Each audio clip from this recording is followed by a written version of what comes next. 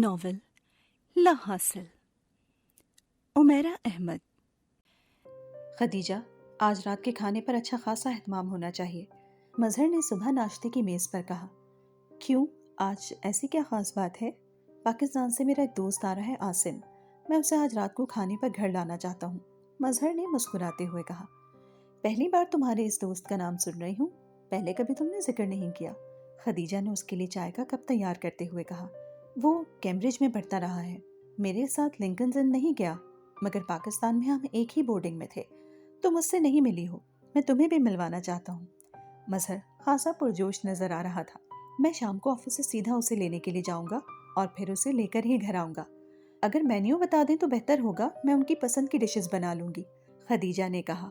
مظہر نے اسے کچھ ڈشز بتا دی۔ اس نے رات کا کھانا بروقت تیار کر لیا۔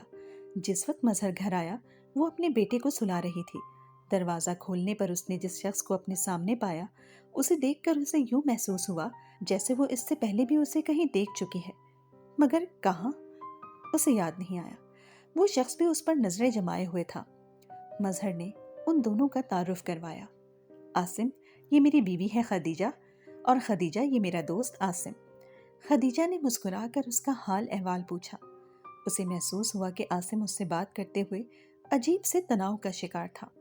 خدیجہ نے اس بات کی زیادہ پرواہ نہیں کی، ہو سکتا ہے وہ کسی وجہ سے پریشان ہو، خدیجہ نے کچن میں جاتے ہوئے سوچا۔ مظہر عاصم کے ساتھ لاؤنج میں بیٹھا ہوا تھا۔ خدیجہ کھانا لگانے کی تیاری کر رہی تھی۔ ڈائننگ ٹیبل پر برتن رکھتے ہوئے اس کی نظر عاصم پر پڑی، وہ اسے ہی دیکھ رہا تھا۔ نظر ملنے پر وہ مظہر کی طرف دیکھنے لگا۔ مظہر اس سے باتیں کرتے ہوئے ہنس رہا تھا، مگر خدیجہ الجھ گئی تھی۔ ایک بار پھر اسے شدت سے احساس ہوا کہ وہ چہرہ اس کا شناسا ہے، مگر وہ اب بھی یہ یاد رکھنے میں کامیاب نہیں ہو پا رہی تھی کہ وہ اسے کہاں دیکھ چکی ہے۔ واپس کچن میں جا کر اس نے فریج کھولا اور اس کے دماغ میں ایک جھماکا ہوا۔ کیمبرج یونیورسٹی، کیمبرج، عاصم، میرے اللہ!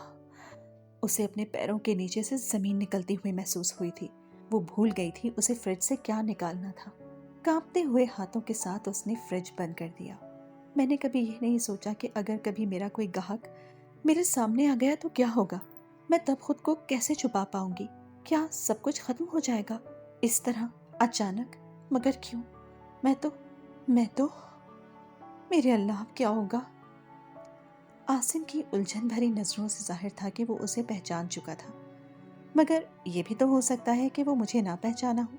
آخر اتنے سال گزر گئے ہیں اور پھر میں نے چادر اوڑھی ہوئی ہے اور میرا چہرہ سادہ ہے، مگر تب میں اور طرح کے لباس میں تھی، میک اپ کیے ہوئے، کٹے ہوئے بالوں کے ساتھ، اور تب میرا نام بھی تو اور تھا۔ ہو سکتا ہے اسے صرف شبہ ہو، یقین نہ ہو سکتا ہے اس بار بھی اللہ تعالیٰ مجھے چھپا لے۔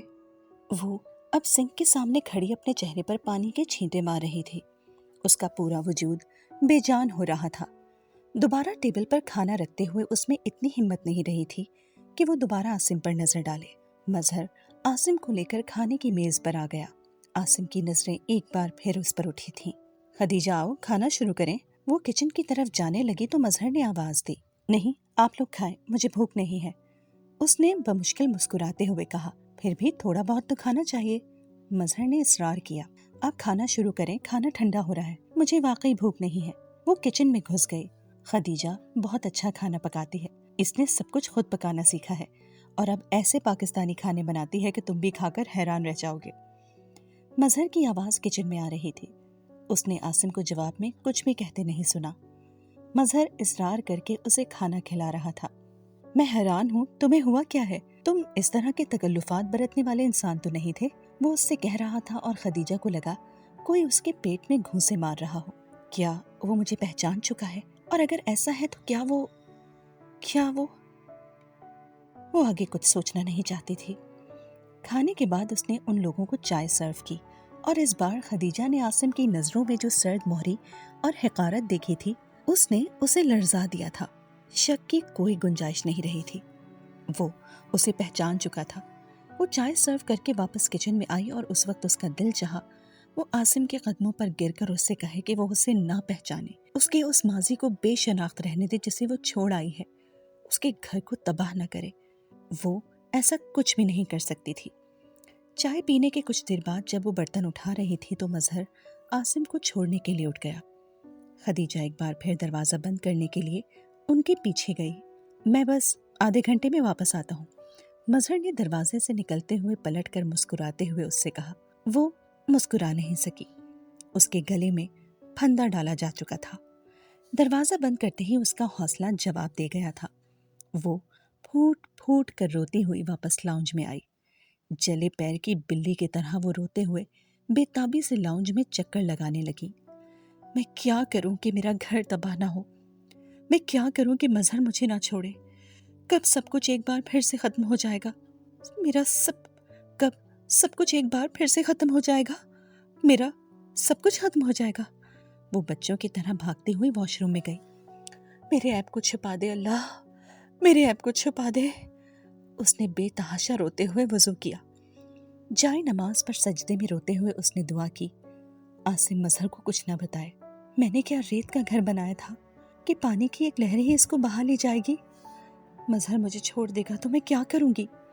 اس نے اس رات وہاں جائے نماز پر ہر وہ دعا، ہر وہ آیت پڑھی جو اسے آتی تھی، اور پھر اچانک اسے احساس ہوا کہ مظہر کو گئے 1 گھنٹہ ہو چکا ہے اور وہ ابھی تک واپس نہیں آیا۔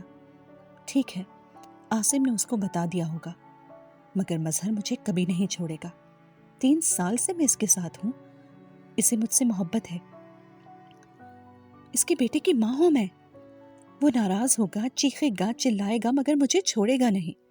اپنا گھر کیسے تباہ کرے گا وہ؟ اپنے بیٹے اور میرے بغیر کیسے رہے گا وہ؟ اس نے 4 سال میرے لیے انتظار کیا، میرے لیے سب کچھ چھوڑ دیا، ماں باپ، بہن بھائی۔ یہ تو نہیں ہو سکتا کہ وہ مجھے میرے ماضی کی وجہ سے چھوڑ دے۔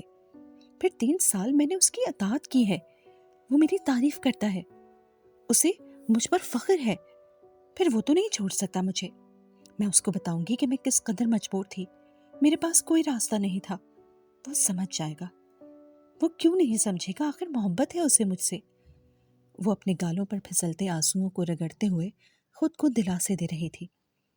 وہ قرآن پڑھاتا رہا ہے مجھے، نیکی کے بارے میں جانتا ہے، اور معاف کرنا بھی تو نیکی ہوتی ہے۔ جو شخص اتنا مذہبی ہو جتنا وہ ہے، وہ بے رحم تو نہیں ہو سکتا، اور مظہر تو کبھی بھی نہیں۔ گھڑی کی سوئیاں آہستہ آہستہ اپنا سفر طے کر رہی تھی، اس کی زندگی بھی اپنا سفر طے کر رہی تھی۔ گھڑی کی سوئیاں وقت کو آگے لے جا رہی تھی، اس کی زندگی اسے پیچھے لے جا رہی تھی۔ سوئیوں کو بار بار ایک ہی راستے پر سفر کرنا تھا، اس کی زندگی کو بھی بار بار ایک ہی راستے پر سفر طے کرنا تھا۔ زوال سے عروج، عروج سے زوال۔ گھڑی کی سوئیاں 12 پر پہنچ چکی تھیں۔ 1 2 3۔ انہوں نے زوال کی طرف اپنا سفر شروع کر دیا۔ خدیجہ نے قرآن پاک کھول لیا۔ گھڑی کی سوئیوں کو نیچے جانے سے کوئی روک نہیں پا رہا تھا، اس کے زوال کو روکا جا سکتا تھا۔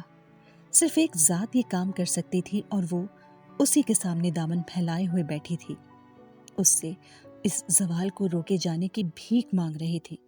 مگر کیا اس کا زوال واقعی زوال تھا؟ اور کیا ہمارا زوال واقعی ہمارا زوال ہوتا ہے، یا پھر ہمارا زوال کسی دوسرے کا زوال ہوتا ہے؟ تم بہت خاموش ہو، مظہر نے گاڑی ڈرائیو کرتے ہوئے عاصم کی خاموشی کو محسوس کیا۔ نہیں، ایسی کوئی بات نہیں ہے، عاصم مسکرایا۔ خدیجہ کیسی لگی تمہیں؟ مظہر نے عاصم سے پوچھا۔ عاصم نے جواب دینے کے بجائے مظہر کے چہرے کو ایک نظر دیکھا۔ پرانا نام کیا ہے اس کا؟ جواب دینے کے بجائے اس نے سوال کیا۔ کیتھرین براؤن، میں اس کو کیتھی کہتا تھا۔ اس کی فیملی کہاں ہے؟ عاصم نے ایک اور سوال کیا۔ خدیجہ کی؟ اس کی کوئی فیملی نہیں ہے، والدین کی اکلوتی اولاد تھی، باپ پاکستانی تھا، چھوڑ کر چلا گیا، اور ماں مر چکی ہے، تب سے اکیلی رہ رہی ہے۔ مظہر نے کچھ حیران ہوتے ہوئے اسے بتایا۔ کیا کرتی تھی شادی سے پہلے؟ مظہر اس کے سوالوں پر حیران ہو رہا تھا۔ عاصم کو اتنی لمبی چوڑی تفتیش کی عادت نہیں تھی، اور اب اس کی خدیجہ کے بارے میں اس طرح گفتگو کسی اسٹور میں سیلز گرل تھی۔ عاصم اس کے جواب پر عجیب سے انداز میں مسکرایا۔ Sales girl? بس؟ اس نے الجھے ہوئے انداز میں اسے دیکھا۔ کیا مطلب ہے تمہارا؟ اس طرح سے بات کیوں کر رہے ہو؟ مظہر، تمہیں کیتھی سے شادی نہیں کرنی چاہیے تھی۔ مظہر کو اس کا تبصرہ برا لگا۔ کیتھی نہیں، خدیجہ، اور مجھے اس سے شادی کیوں نہیں کرنی چاہیے تھی؟ اس نے تصریح کرتے ہوئے عاصم سے پوچھا۔ خدیجہ نہیں، کیتھی۔ وہ جس قسم کی عورت ہے ویسی عورتیں صرف کلمہ پڑھنے سے مسلمان نہیں ہوتی۔ عاصم نے خاصے تلخ لہجے میں کہا۔ مائنڈ یور لینگویج عاصم، تم میری بیوی کے بارے میں بات کر رہے ہو اور میں اس کے بارے میں کوئی بیہودہ تبصرہ نہیں سنوں گا۔ اگر میں نے اپنے ماں باپ کو اس کے بارے میں کوئی بات نہیں کرنے دی تو میں تمہیں بھی نہیں کرنے دوں گا۔ جس عورت کو تم اپنی زندگی کا حصہ بنائے پھر رہے ہو اس کے بارے میں کوئی کچھ بھی کہہ سکتا ہے، کوئی فرق نہیں پڑتا۔ مظہر نے چونک کر اسے دیکھا۔ تم خدیجہ کو جانتے ہو؟ گاڑی کو پہلے کہیں روک دو، اس کے بعد بات کرتے ہیں۔ تم ایسے ہی بات کرو۔ نہیں، تم پہلے گاڑی کو روکو۔ عاصم اپنی بات پر مصر تھا۔ مظہر نے اس بار کچھ کہے بغیر خاموشی سے ایک جگہ تلاش کر کے گاڑی روک دی۔ عاصم نے اس کے چہرے پر تناؤ کی کیفیت محسوس کی۔ دیکھو، اگر تم مجھے خدیجہ کے شادی سے پہلے کے کسی افیئر کے بارے میں بتانا چاہ رہے ہو تو مت بتانا۔ وہ جس معاشرے سے تعلق رکھتی ہے وہاں بہت ساری چیزیں زندگی کا حصہ ہوتی ہیں یا بن جاتی ہیں۔ ہمارے اور یہاں کے کلچر اور روایات میں بہت فرق ہے، بلکہ اخلاقیات میں بھی، اور اس سے شادی سے پہلے بھی میں اس فرق سے واقف تھا۔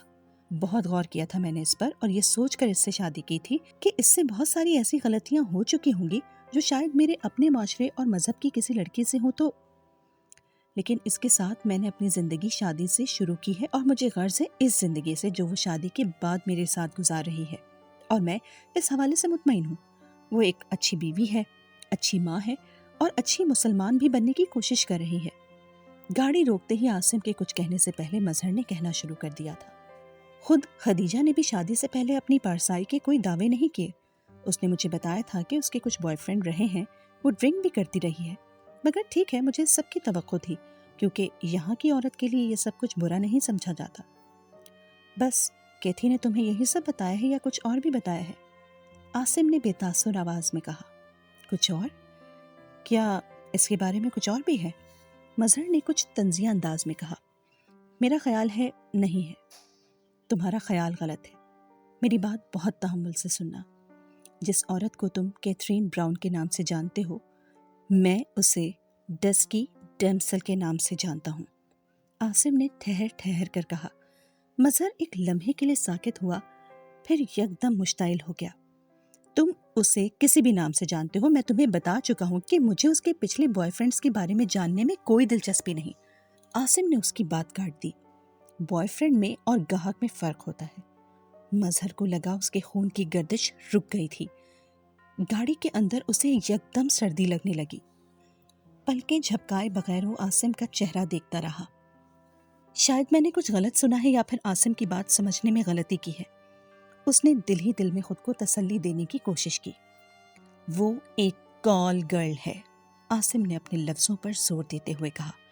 تم بکواس کر رہے ہو، اس نے بے اختیار کہا۔ اس کی بات کے جواب میں کچھ کہنے کے بجائے عاصم نے اپنی جیب سے اپنا والیٹ نکالا اور اس میں سے کچھ تلاش کرنے لگا۔ چند لمحوں کے بعد اس نے پاکٹ ڈائری نکالی اور ایک نمبر تلاش کر کے بلند آواز میں اسے پڑھنے لگا۔ مظہر کو اپنے پورے وجود پر چیونٹیاں رینگتی ہوئی محسوس ہوئیں۔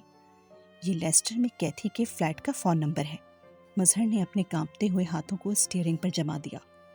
وہ کیسے جانتا تھا کہ وہ لیسٹر میں رہتی رہی ہے؟ 3 سال پہلے ایک دوست نے مجھے اس کا فون نمبر دیا تھا، تب ایک رات میں نے بھی اس کے ساتھ گزاری تھی۔ عاصم اب مدھم آواز میں اس کے فلیٹ کا ایڈریس دہرا رہا تھا۔ گاڑی کے باہر پھیلی ہوئی تاریکی مظہر کو اپنے اندر اترتی محسوس ہوئی۔ یونیورسٹی کے ہاسٹل میں رہنے والے میرے اکثر دوست اس کے مستقل کسٹمرز میں سے تھے۔ میں بھی ایسے ہی ایک دوست کے توسط سے اس تک پہنچا۔ مظہر کو اب سانس لینے میں دقت ہو رہی تھی۔ میں نہیں جانتا تھا کہ اس کا نام کیتھرین ہے یا نہیں، شاید جس رشتے سے میں اس تک پہنچا تھا وہاں نام کی ضرورت ہی نہیں پڑتی۔ ہم اسے ڈسکی ڈیمسل کے نام سے جانتے تھے۔ تمہارے گھر اس کو پہلی نظر میں دیکھتے ہی میں پہچان گیا، اور میرا خیال ہے وہ بھی مجھے پہچان گئی۔ وہاں ہم دونوں کی خاموشی کی وجہ یہی تھی۔ مظہر کو اپنی ٹانگیں مفلوج لگیں۔ تمہارے گھر میں تمہاری بیوی کے روپ میں اسے دیکھ کر میں شاکڈ رہ گیا۔ میری سمجھ میں نہیں آیا میں کس رد عمل کا اظہار کروں۔ میں اندازہ نہیں کر سکا کہ تم نے جانتے بوجھتے ایک کال گرل سے شادی کی ہے، یا پھر تم اس بات سے بے خبر تھے۔ یہاں گاڑی میں تم سے بات کرتے ہوئے مجھے اندازہ ہوا کہ تم کیتھی کے ماضی کے بارے میں بے خبر تھے۔ مظہر نے عاصم کے چہرے سے نظریں ہٹا لیں۔ ونڈ اسکرین پر گرتی ہوئی برف ہر چیز کو اس کی نظر سے اوجھل کر رہی تھی۔ مشرق ہو یا مغرب، کوئی بھی مرد کسی کال گرل کو بیوی کبھی نہیں بناتا۔ آنکھوں دیکھی مکھی کون نگل سکتا ہے؟ میں نہیں جانتا تمہارے ساتھ وہ کتنی پارسائی کی زندگی گزار رہی ہے۔ ہو سکتا ہے وہ گزار ہی رہی ہو، مگر کب تک؟ 2 سال، 5 سال، 10 سال؟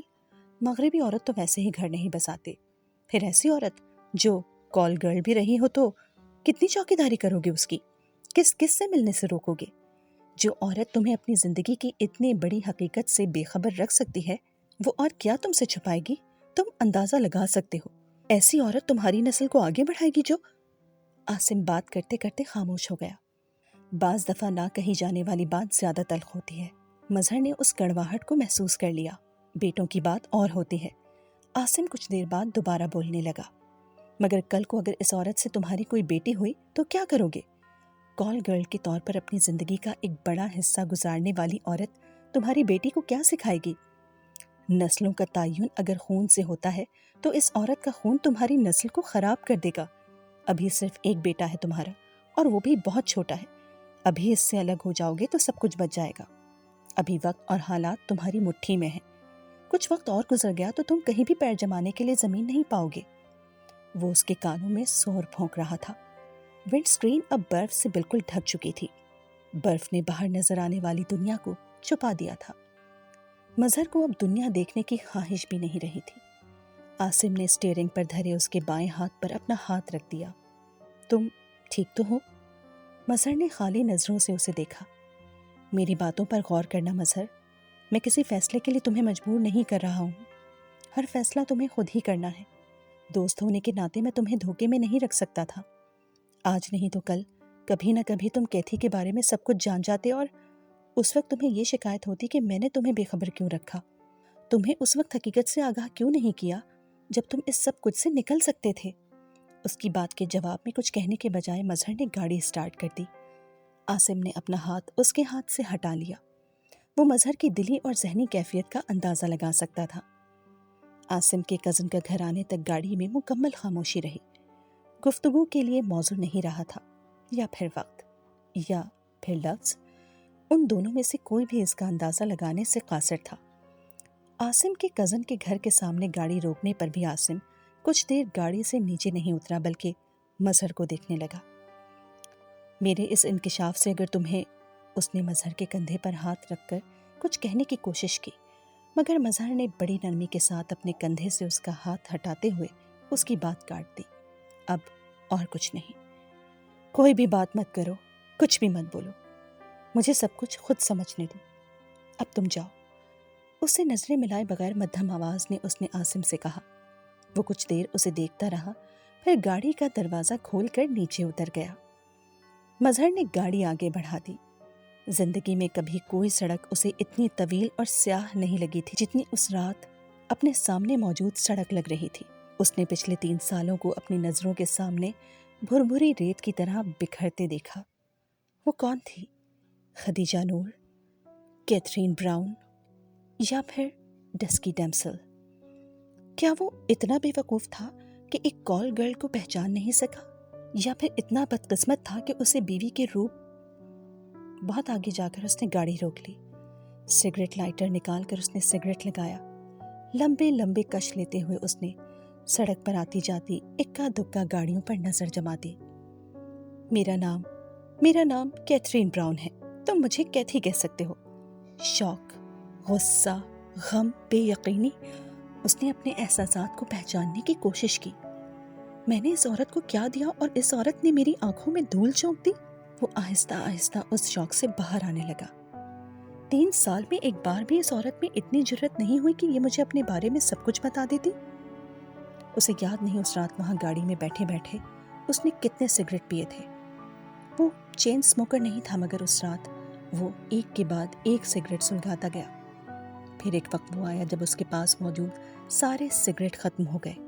سڑک پر ٹریفک ختم ہو چکی تھی، کھڑکیوں کے شیشے دھندلے تھے، ونڈ سکرین برف سے ڈھک چکی تھی، گاڑی دھوئیں سے بھری ہوئی تھی۔